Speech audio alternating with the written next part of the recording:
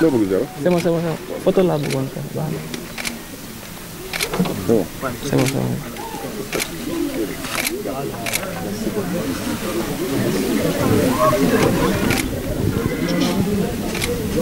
mbokki Ndoomoor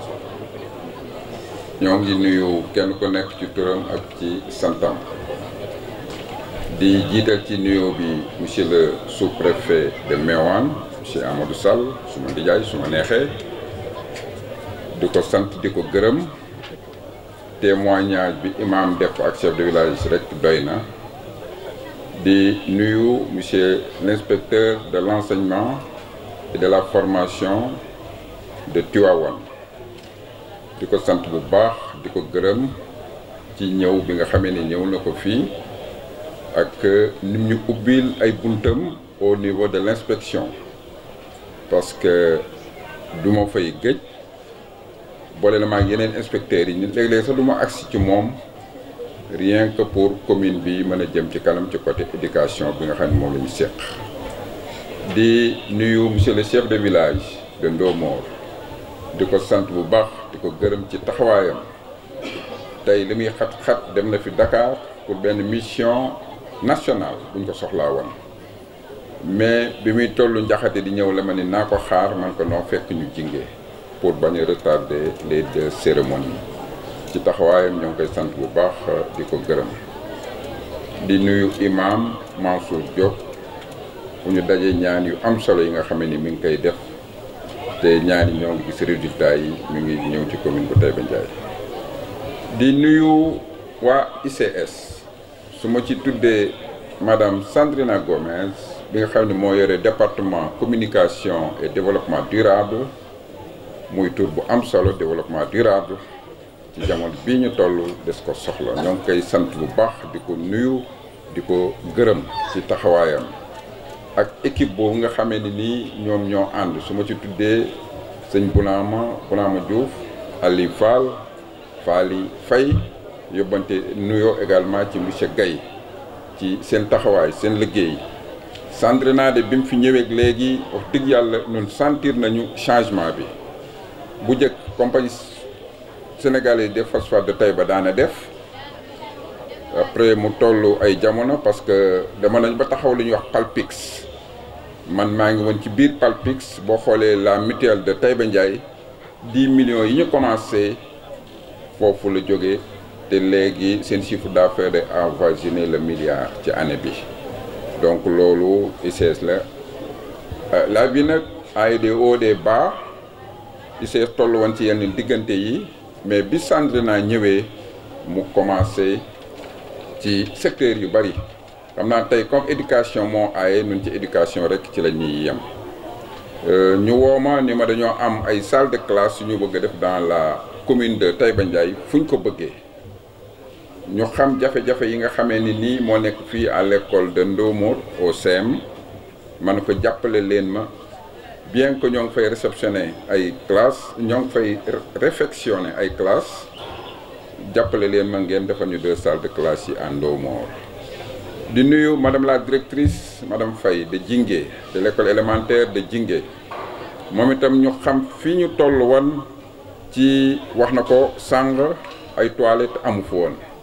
te kër wala dëkk boo mu di toilette nag conditions yu jafe lañ fa war a mën a nekkee ndax loolu mënul ñàkk ci dundu doomu aadama ñu ni nañ ko yóbbu Jingué ñu jàppale leen fa ñu def fa man benn bloc laa doon xaar ICS def fa ñaari bloc sanitaire yu am solo donc ñoo ngi sant bu baax ICS di sant madame la directrice engagement yi nga xam ne ni ñoom jël nañ ko pour l'entretien parce que ay toilettes entretien bi daf ci am solo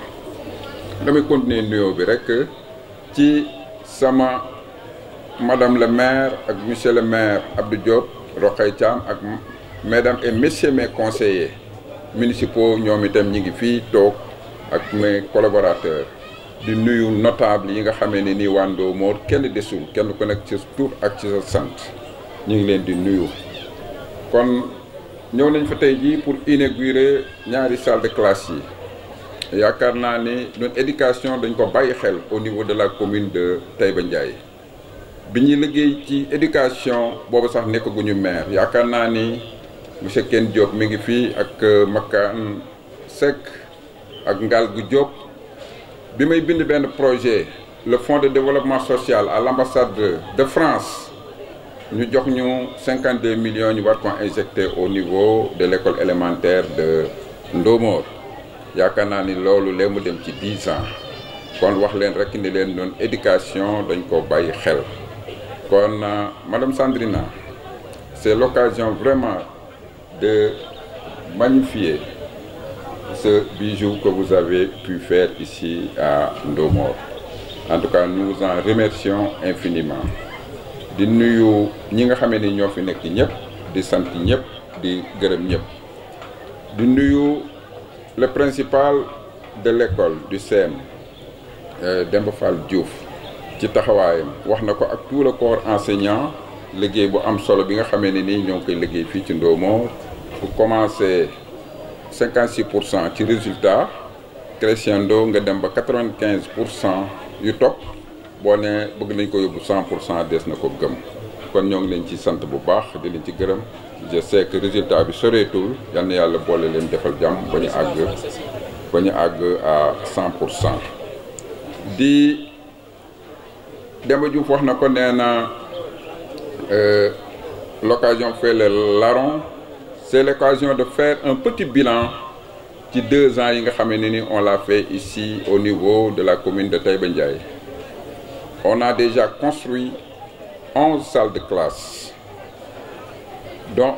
plus 2 salles de classe dans les Dara, parce que nous aussi nous travaillons avec les Dara. Nous avons clôturé. Le sous-préfet, monsieur le maire, monsieur le chef de village, monsieur l'imam, l'inspecteur de l'éducation et de la formation, mesdames et messieurs, en vos titres, rangs et qualités, bonjour.